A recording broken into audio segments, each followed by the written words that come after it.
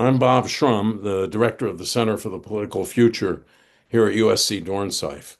We're really honored today to welcome Fred Ryan, who, in addition to everything else, happens to be a graduate of USC and the USC Law School, and to welcome all of you who are watching on Zoom, Facebook Live, YouTube, and to those who will listen to this conversation on our podcast, Let's Find Common Ground.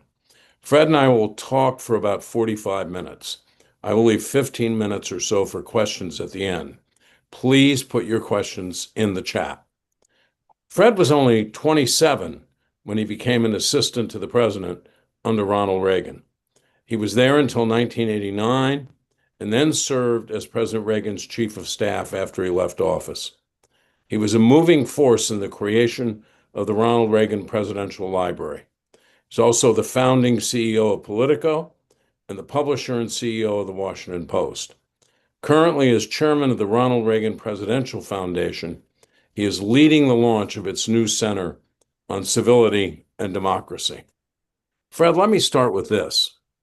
From a different perspective, I witnessed the civility exemplified by President Reagan and by my former client and longtime friend, Senator Ted Kennedy.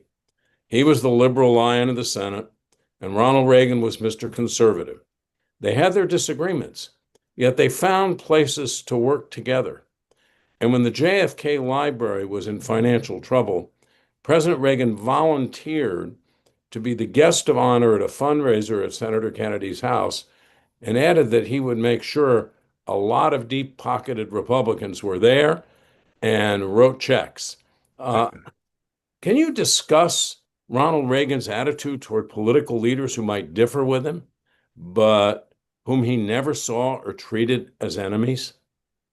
Well, I definitely, Bob. Thank you. I will. But first, let me thank you for the opportunity to be on your Common Ground podcast. I've watched the others, and the work you're doing is terrific. And it's really, I believe, making a difference in this area that really is, it's a crisis in America now. And it takes leaders and others like you to help move us forward. Well, thank The you. Kennedy, you mentioned that event, Bob. I was actually there, and President Reagan, Caroline Kennedy, and John Kennedy Jr. came to see him and told him about the library and wanting to see if he could help. And he accepted on the spot and put together a fundraiser at Ted Kennedy's house that helped the library. But the relationship between the Reagans and Kennedys, as you know, it was even deeper than that.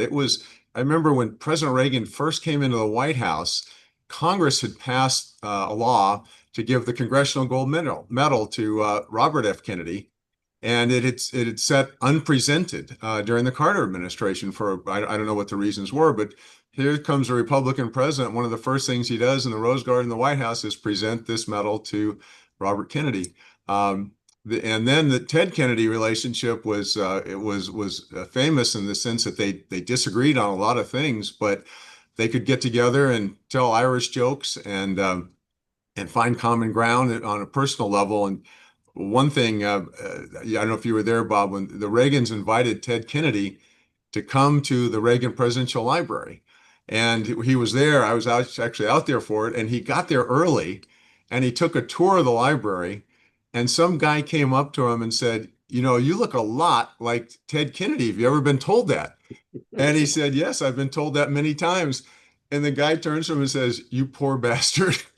And he, he began his speech by telling that story. But to your point, Bob, I mean, between the Kennedys and the Reagans were examples of how you could have major political differences, but you could find ways to work together. Well, it's interesting to me that you bring that up, and I wasn't going to mention this, but I will now. When the Ronald Reagan Building was dedicated in Washington, D.C., uh, Nancy Reagan said, well, I know one speaker is going to be Senator Dole, one speaker is going to be Speaker Gingrich, and the other speaker is going to be Ted Kennedy." And there was a lot of pushback with her saying, "Why would you want Ted Kennedy?" She said, "I want Ted Kennedy, and Ronnie would have wanted Ted Kennedy." Right, And right. and and he did it. And I think it's fair to say, although I had a hand in it, so I probably shouldn't, that the speech did extraordinarily well. It kind of summed up what Ronald Reagan had contributed to the country, which was very considerable. Uh, in today's climate, that seems almost inconceivable. I mean, Yeah. I wonder why, for example, after this Charlie Kirk assassination, the president doesn't have Barack Obama, Joe Biden, George W. Bush all gather in the Oval Office and say, we got to bring the temperature down. Violence has no place in our politics. So I think Reagan would have done that in a minute. Yeah, it's unfortunately we're in a different era. Uh, and I think you see it in moments like this, but you also see it in the lack of accomplishment, legislative accomplishments, because you don't have reasons. I mean, think back, Bob, where you'd have these bills and they would have the name of a Republican and the name of a Democrat on them, and they would be major landmark legislation. It's rare now. It's almost each bill is either it's singular in political party support, except for a few rare occasions, because I think it's evolved where you can almost be punished in politics today by reaching across the aisle or even by being seen with somebody on the other side. It's there were, as you were there many times your years in Washington at these dinners where yes, they were a social dinner, but work was done. And in fact, speaking of Senator Kennedy, I went to one when I was a very young person in the White House. I got invited to this dinner. I don't know why, but I was watching. I was enamored with what was happening, and Ted Kennedy was there, and Senator Orrin Hatch was there, and I watched. And Ted Kennedy went over and tapped Orrin Hatch on the shoulder, and they got up and they went and they stood in a doorway. And I was just watching, and you could see they were making a deal right there. They were going back and forth. They talked, they shook hands, they both sat down, they got something done. But unfortunately, in today's environment, in many cases, there are negative consequences for working with people on the other side. And just a photo of you with somebody other party can pop up during your primary and can hurt you. So it's a different time. Yeah, I think that the deal they were making probably had to do with children's health insurance. Because after the failure of the Clinton health reform, Kennedy went to Hatch and said, can't we get together and do something about poor children in healthcare? And Hatch said, well, I don't want a big, giant federal program. And Kennedy said, well, what if the federal government finances it and the states administer it? Yeah. Hatch said, I could go for that. Today, I think if you did that and you were a senator from a very red state, you'd be in deep trouble. You'd be guaranteeing yourself a primary. So you wouldn't do it, and 8 million kids would go without health care. Yeah. Well, I if mean, you look at Congress, I mean, the model has changed considerably over the last few years. Until recently, the way you could be prominent in Congress is to have subject matter expertise, for example, to be an expert on health or on energy or labor, to be somebody who could master the parliamentary process. You could move things through, or be a prolific fundraiser. And if you could do all three of those things, you could be Speaker of the House. But today it's totally different. The incentives are, what can I say or do that's outrageous and provocative? How do I then leverage that on social media? And then how does that get me a hit on my cable channel? And then how do I raise money off of it? That's not everybody, but those are just a different model that's rewarding different behaviors today. uh, let's talk about one of the more famous relationships in the Reagan administration with a Democrat, and that was President Reagan's relationship with Tip O'Neill, which had a huge consequence in one case because they worked together successfully to strengthen Social Security and they ensured its soundness for at least 4 more decades. Uh, Two very different people. Yes, you had a conservative Republican from the West and a liberal Democrat from the East in the Speaker of the House and the President. Uh, Politically, ideologically, there were a lot of differences there, but they found that they would both be more successful if they could find ways to get along and find ways to advance the agenda in areas they agreed. And, the legendary stories of Tip O'Neill coming over to the White House at night and the two of them swapping jokes and becoming friends. In fact, one kind of a funny one was after I think Tip O'Neill had been over at the White House with President Reagan the night before, and then the next day he was attacking President Reagan's new legislation up on the Hill, and President Reagan called Tip O'Neill. He said, Tip, what happened last night? I thought we were friends. And Tip said, after 5 p.m. So every time President Reagan saw Tip O'Neill after that, he would move his watch ahead to 5 p.m. Uh, but as you know, too, when the assassination attempt took place on President Reagan, he was in the hospital. One of the first visitors was Tip O'Neill, who came to pray with him. So there was just a relationship where they both realized they could do the work they were elected to do if they could get along with the other side.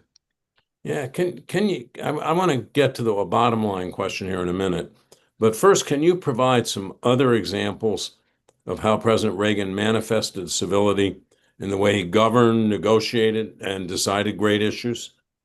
Yeah, I would say that there's several things that may be in that area. One was, you remember he'd come to the White House having been governor of California, but before that he was the head of a union. He was the president of the Screen Actors Guild, and he was in constant negotiations. And I think he learned then, like a lot of people in business do, is a good deal is one where both sides can walk away feeling like they've got something.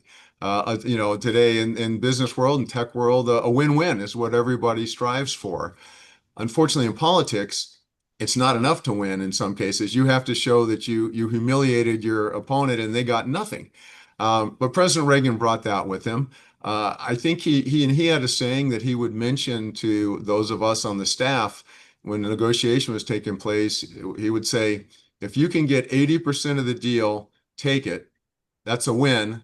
And then try to get the other 20% next time. And he brought that approach. And I think people realized that when they sat down, there was a real negotiation underway. It wasn't a sham. It wasn't intended to humiliate them, but to find common ground. And the other thing he said, I think that was helpful is when there were differences, everybody on the staff, and I know in the position you've been, when the other side's doing something, you can get upset. And there was one day where the people on the White House staff felt that members of Congress had been over and they had really not really been cooperative and helpful in moving the agenda forward. And he stopped and paused everybody and said, you know what, we have to remind ourselves every day, they were elected by Americans too. And that's kind of an obligation that elected officials have, is to realize that their colleagues were also elected by Americans, and it's important to work together to get what Americans want to get done. So those were several examples that I saw of President Reagan. Let me follow that up with what occurs to me as another example. Ronald Reagan was elected in 1980 as an avowed and adamant opponent of the Soviet Union. Yet he took the steps that led far beyond détente and culminated in the end of the Cold War. Do you think the kind of civility you've talked about that he manifested domestically had something to do with his capacity to know, to get to know, and then to get along with Mikhail Gorbachev, which was critical to the singular achievement of ending the Cold War, which no one thought was going to happen until it did? I think that is a big part of it. I would say one is his chemistry. When you have a relationship, when you have good chemistry with someone, you can get things done. But if you think about how he approached it, and maybe this is a little bit different from the era we're in right now, he attacked the Soviet Union. He attacked their system. He attacked the things they had done. He attacked their form of government.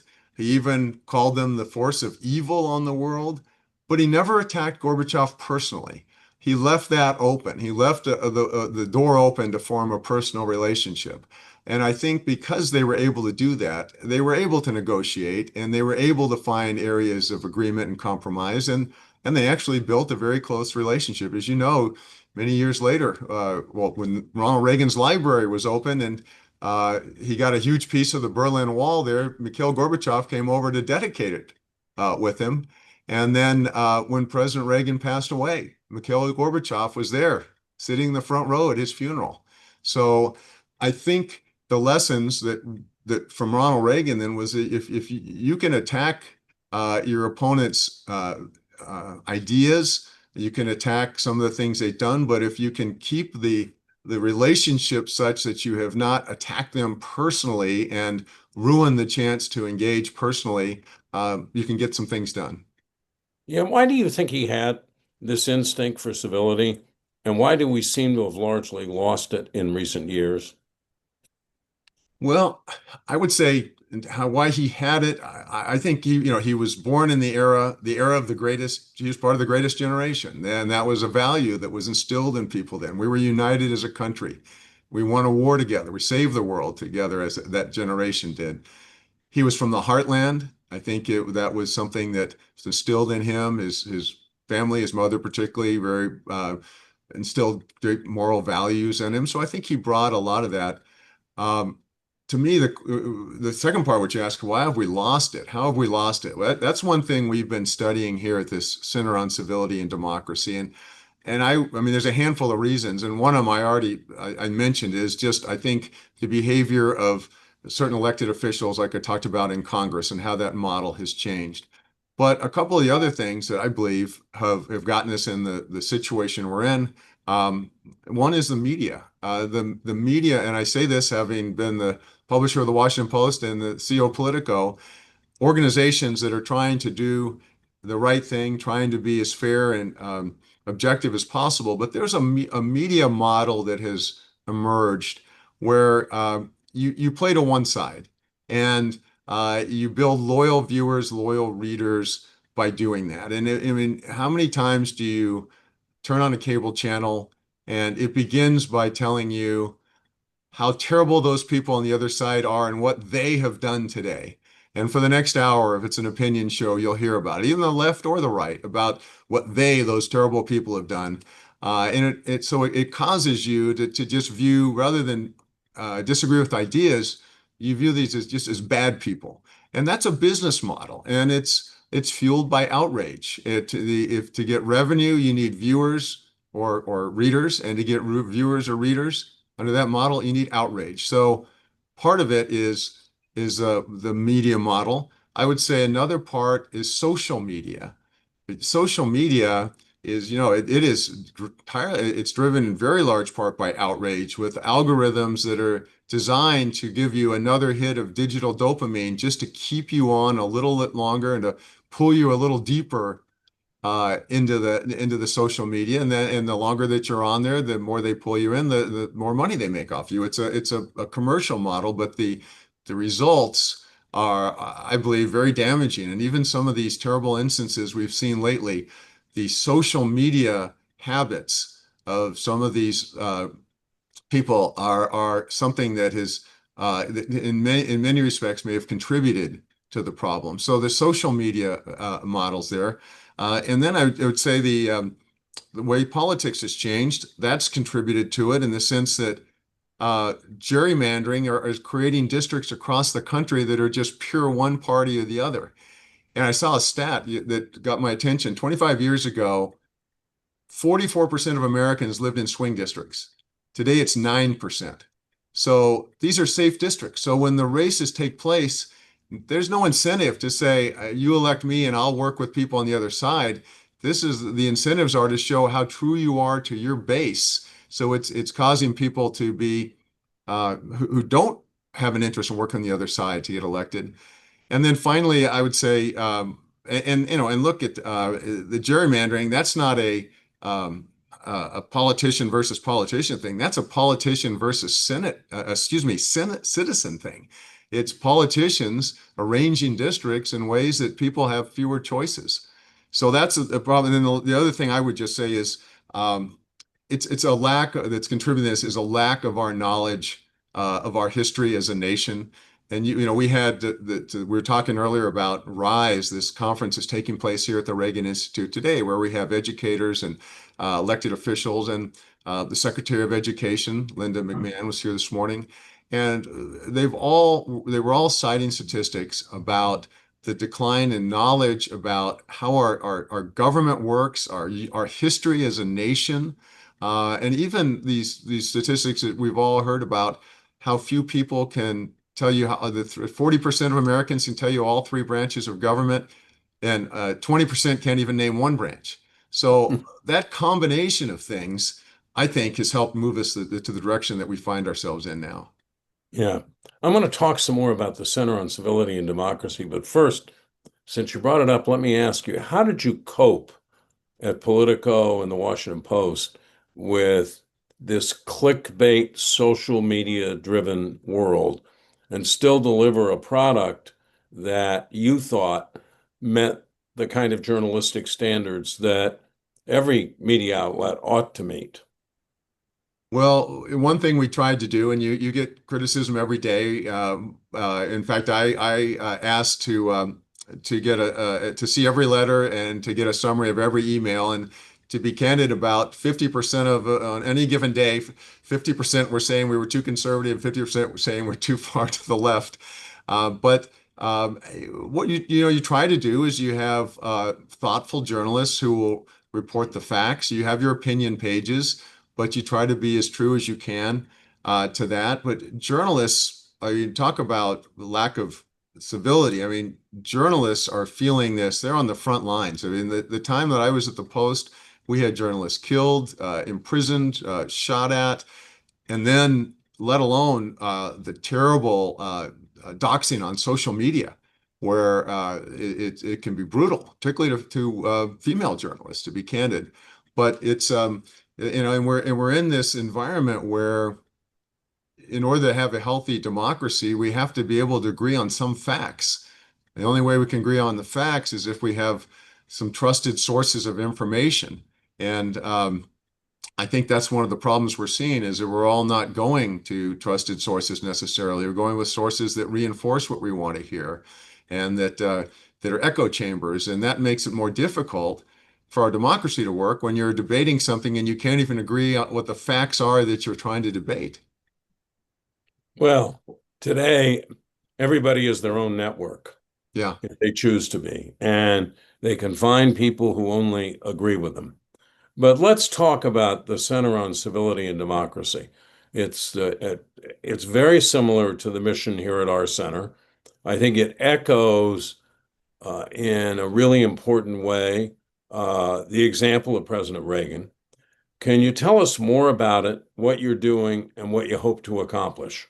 sure. Well, one conclusion that I believe, and I think all of us here have reached, is that this problem that we're facing, the divisions and the polarization, will not stop unless we're deliberate about it.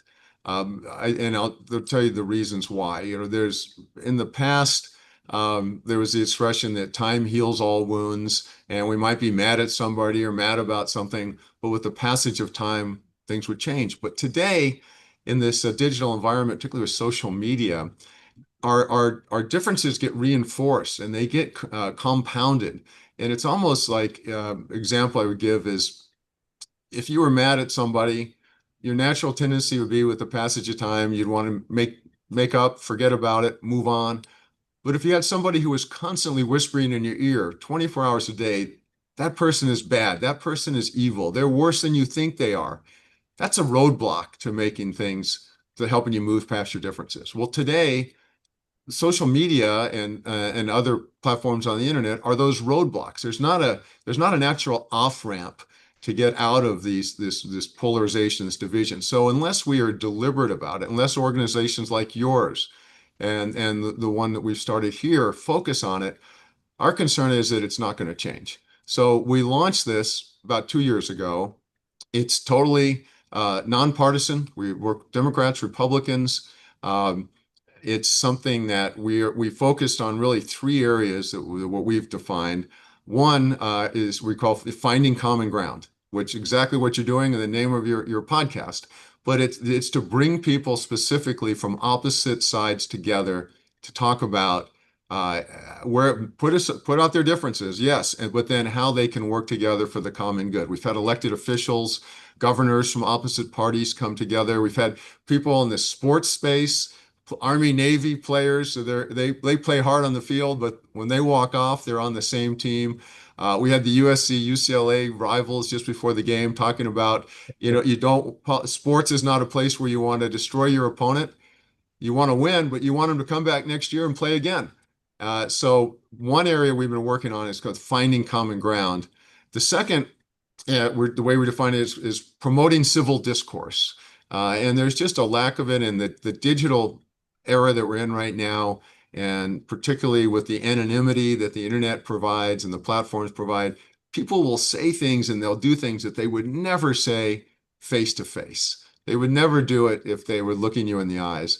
So we're trying to promote civil discourse, things that people can do that help them talk in a more civil way. And we created this curriculum that's now in use by all of the Department of Defense schools around the world. Every military base has a school, and the teachers there adopted it last September, and they love it. Now we're rolling it out to other schools, states across the country here. And it's just how people can have a conversation, and maybe one where they adamantly disagree, but they can have a civil tone and they can move on afterwards. So that's the second part. And then the third, we're calling informed patriotism, where we try to work on this area of having people have a greater awareness of our history and how our government works. Because if you don't know how the government works, or you don't know how anything works, you may not trust it. And there's a lot of distrust, a lot of institutional distrust. And then with our history, if you don't know the history of our country, you hear about the dark and divisive moments, and you don't hear about the things that pull us together as Americans. So that's kind of how we divide our work in those three areas. So are you hopeful that you're going to make progress? And as the country approaches its 250th anniversary, what does make you hopeful about the return of civility to our politics? Well, we are hopeful. And one of the good things is that you look at the research. The good news is Americans know that this is a problem. And they know that it's getting worse. And secondly, though, the hopeful thing is they want to get past it. They want the country, the research that we have taken, the polls we've seen show that people want the country to come back together again. They know we're always going to have disagreements. We're going to be divided on certain things, but that they want us to come back together as a country. And hopefully, as you mentioned, the America's 250th next year, hopefully as people learn more about our history, learn more about why this miracle has succeeded, learn how it was just such a long shot from the very beginning that it could even happen, that 13 colonies could get together and defeat the most powerful military in the world, and the values that underlie that. As people learn about that, hopefully America's 250th will be a time that Americans fall in love with their country again. Yeah. Do you think that we have to get civics education back into our schools, and we have to teach history that goes beyond World War II? I mean, in so many places, history, for example, ignores the civil rights movement because it's too controversial. What are the incentives to get local political leaders and local school boards to put civics back into the curriculum? I had to take it. I'm sure Yeah, you had to take it yeah. when you were in school. Well, and the numbers prove it out, Bob. I mean, the percentage of high schoolers and junior high schoolers who can meet the minimum standards of knowledge of civics and U.S. history is down in the 20-25%. So it has to come back, and it's something, to your point, how you get it in the schools. I think part of it is having at the local level, letting the people who are closest to the process put this into the curriculum. And we've seen some progress lately. A number of states have been saying they've been coming up with broad categories and important things, not just our ancient past and not just the formation of the country, but history up into living history, up to the moment, and making sure that people are instructed on that. But there's some schools where civics isn't even taught at all. Not a single class on civics, or if it is, it's a half a day, one day in your social studies class. And there were some great things out there. Our former Supreme Court Justice Sandra Day O'Connor started this great program called iCivics, and they used digital tools. They've almost kind of gamified it, where young people are using this. Teachers across the country are using it now because it's become a fun way and an effective way to learn civics. Yeah.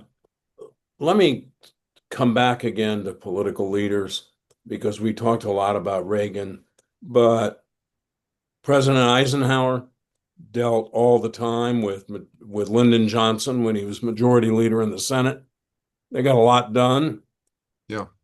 Pardon me, I have a cold. Sure. along with Speaker Rayburn. JFK had a relationship with Everett Dirksen that enabled the test ban treaty to go through.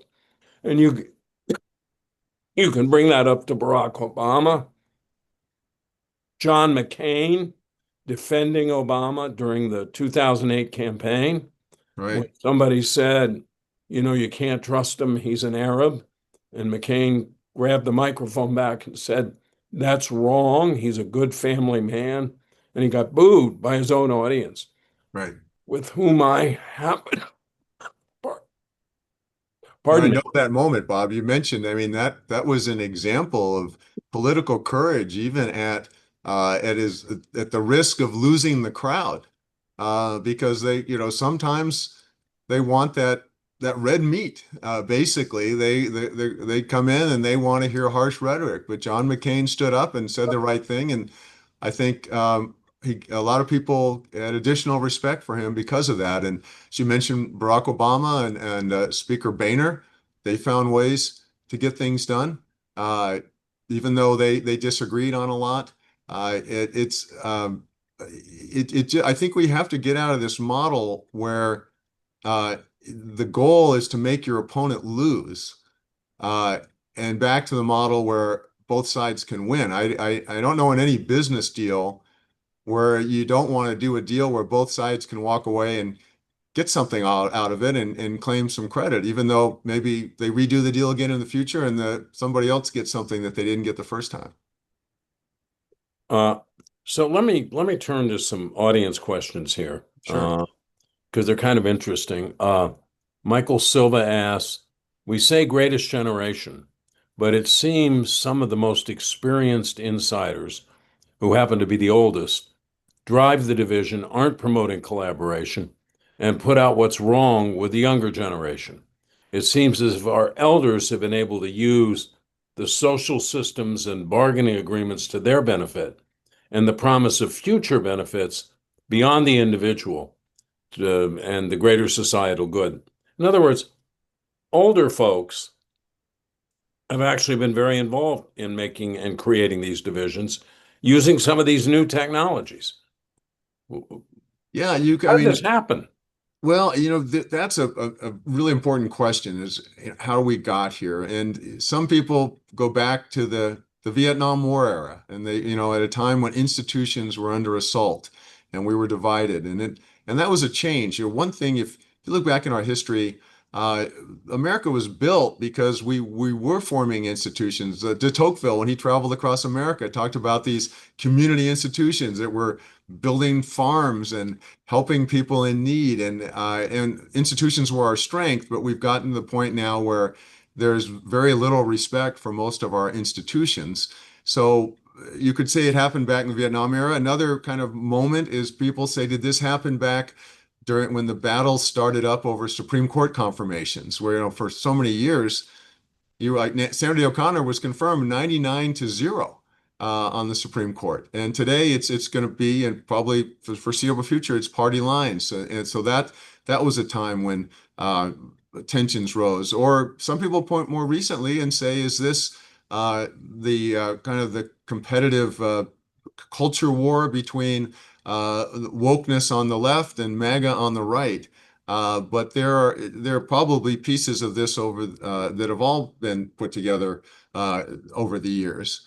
But I mean, his question is a good one. It's, the young generation is the one that's inherited this, and the young generation has to be the ones who say, we don't want to live in a country that is divided as this is. Yeah. Uh, it's interesting to me because I think you have a lot of young people now who are disillusioned and to some extent disengaged because they look at our politics and they say, I don't want any part of this. I don't want to go into it, and I don't want to pay much attention to it. Uh, I think that's very dangerous for the future of democracy. I think that's true. You see, even other forms of government. There was a survey that came out the other day that said something like 40% of young people feel that socialism might be an accepted form of government. And you have to think about it and say, well, maybe because they haven't seen democracy work very well during their lifetime. Huh. That's really interesting. I also wonder about labels. I mean, do I think, for example, that Zoran Mandami in New York is a classic socialist? I don't actually. I think he's more a social democrat. And you might disagree with him, but we use these quick labels to pin on people. You're a right, you're a liberal, you're a leftist, you're an extremist, uh, you're a right-wing extremist. I mean, all of those labels become shorthand for a political conversation that ought to be much richer and much better informed. Agree completely. I think part of that comes back to social media. One thing on social media, I think most would agree, is there's no nuance. It's blunt objects. It's short accusations and gross labels. And you hear that fascist. Someone you disagree with someone, they're a fascist, or you disagree with them, they're a communist, or they're anti-American, or they're an enemy of the people. And in face-to-face conversations, we generally don't talk that way. But when we're kind of in the anonymity and behind the shield of social media and other places on the internet, we do tend to do that. Uh, so I have a question from someone who's anonymous. I have no idea why they want to be anonymous, but they say, is there a way to make all primaries open to all voters so that you have a broader base of people picking nominees? What pressures can be brought to bear to create open primaries? Well, a lot of this, and this may be the solution in the end, is when citizens put their foot down and say, first off, we don't want to be gerrymandered. We don't want to have a district that limits our choices. We don't want to have be limited in our choices in the primaries. We want to have our voice heard. A lot of that is I think, and this goes back to kind of behaviors of members of Congress as well.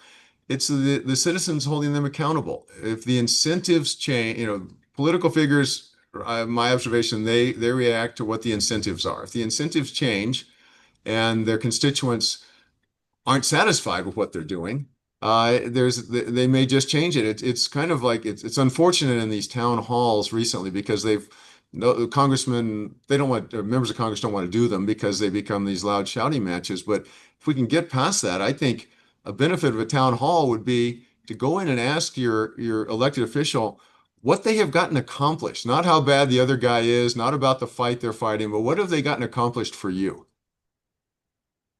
Uh, that would be a great metric. And if we could apply that metric to politics in general, we'd be a lot better off. Uh, Yes.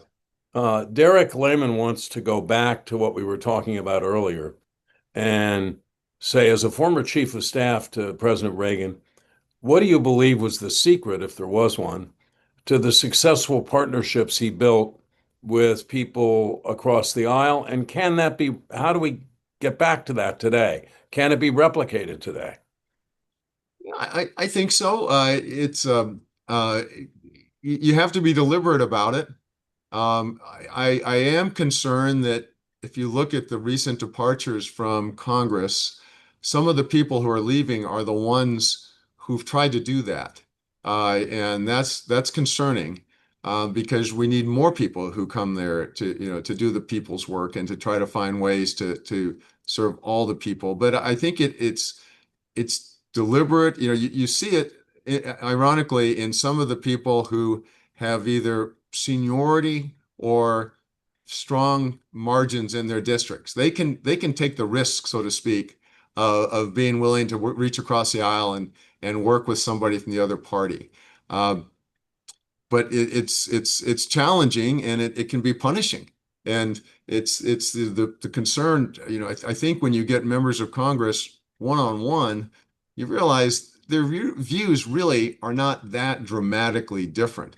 But it's when they're forced to move into their corners because of their base that they have to be accountable to that causes them to take much more divisive positions. Uh, so I have another question from that I think is anonymous. It says, uh, and I think it's to both of us. This event asks what gives us hope for rebuilding norms of respect and dialogue, or as I put it sometimes, a politics where we respect each other and we respect the truth. Uh, as a seasoned political observer, what's the most encouraging sign you see that we're actually making progress here in restoring civility in American politics?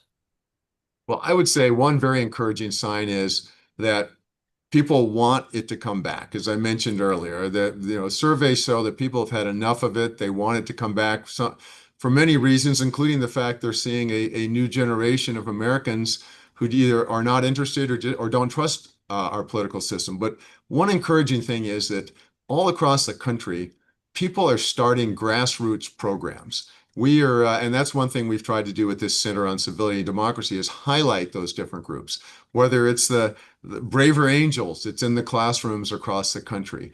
There's a group called Stand Together that is that's working to build bridges across the country. There's some very community-oriented things that people in a certain region of certain state are saying, we want to build something here where we can put aside our differences, we can address them. There are groups starting up.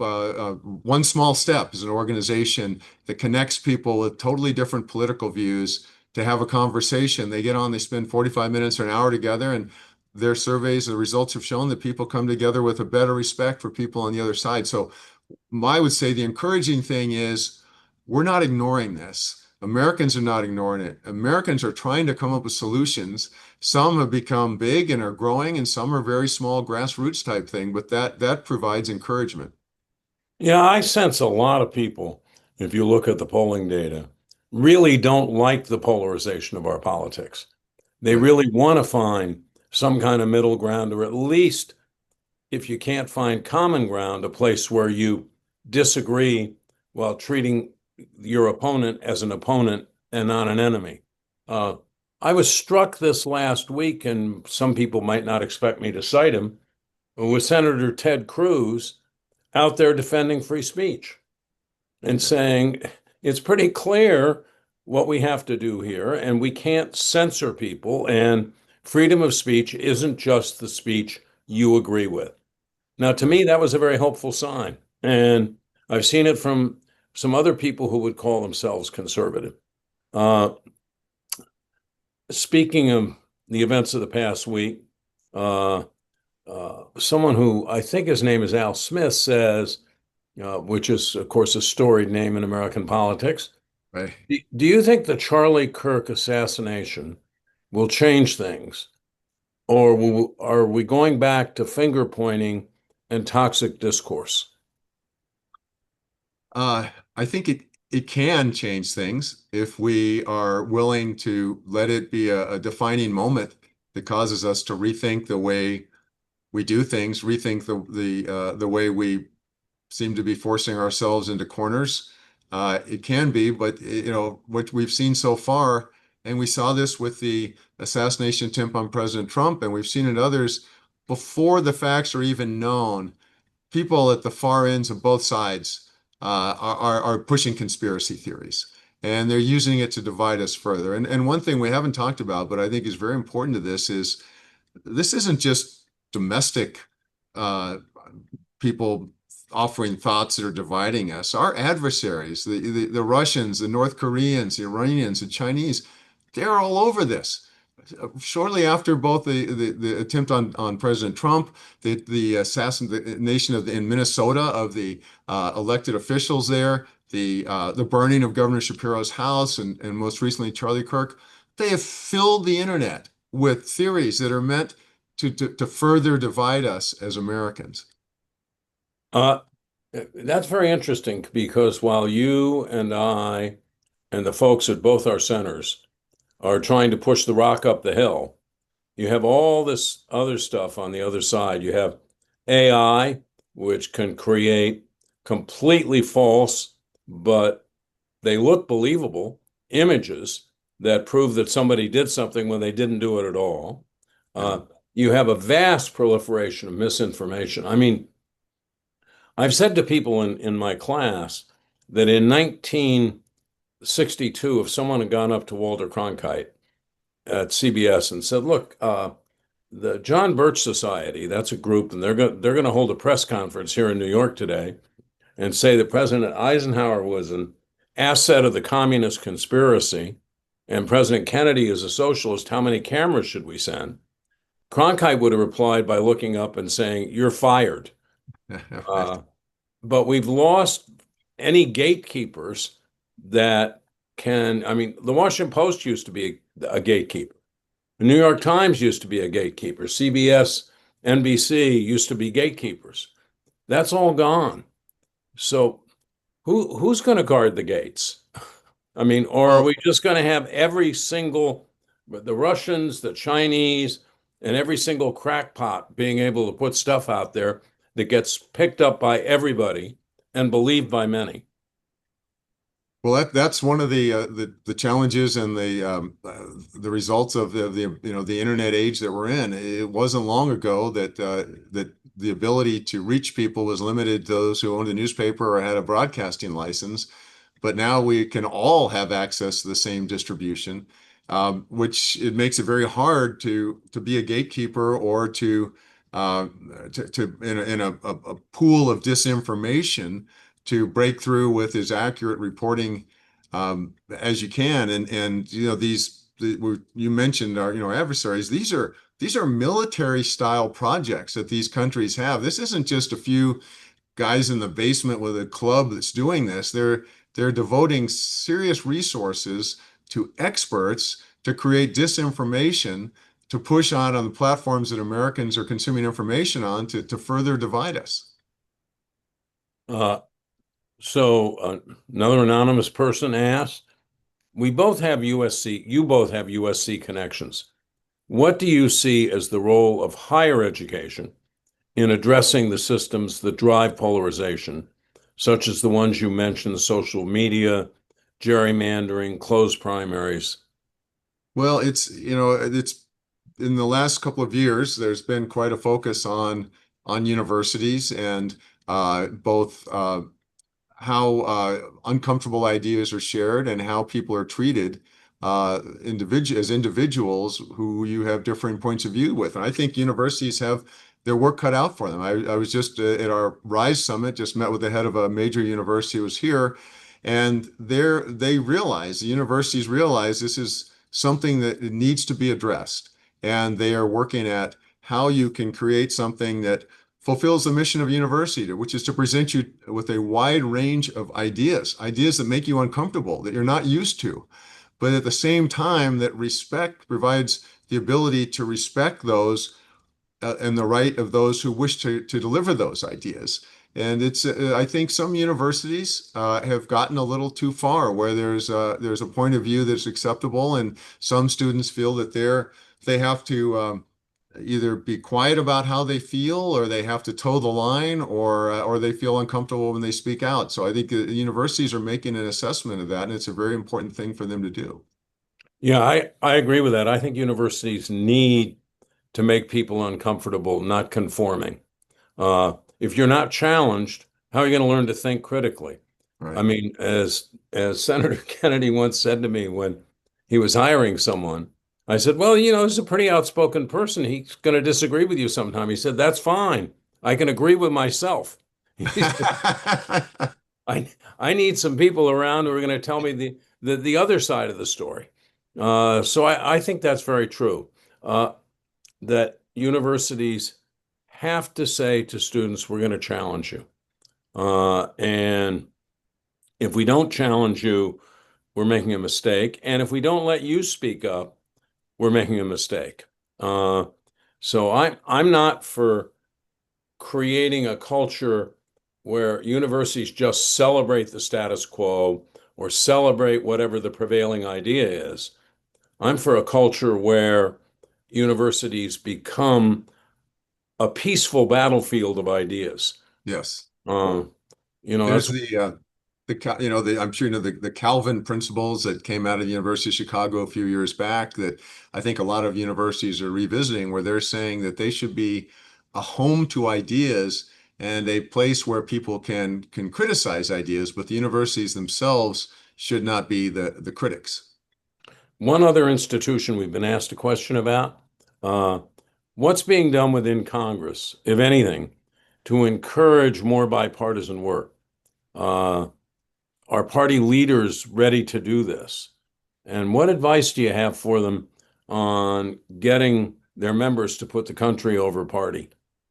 Well, the encouraging news is there are things that are being done. In fact, there's uh, led by Speaker Johnson before he was Speaker, he created a thing called the Civility Pledge and asked members of Congress to sign that. And a number of members of Congress have signed it, and they've brought that back recently to bring attention to it.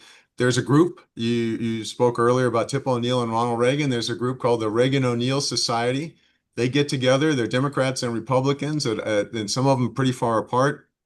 And they get together to talk about how they can form relationships outside of Congress and then better understanding of each other. And we launched this program, as I was mentioning in the beginning, called we talk about common ground, called the Common Ground Forum, and we just extended an invitation today to Speaker Johnson and Leader Jeffries to come here, the Reagan Institute, and talk exactly about that. Not just where they disagree, which is important, but areas where they can agree and where they put the country ahead of everything else. Yeah, I'm very hopeful that works. We have a comment here from Al Smith saying there are universities that have formed chapters of Braver Angels, Bridge USA on campus to push civil discourse. We need much more of that. And I think actually that you are promoting that and you're doing it in the name of someone who demonstrated it throughout one of the strongest examples of presidential leadership that we've seen in modern history. I want to give you the last word here, Fred. Any other thoughts?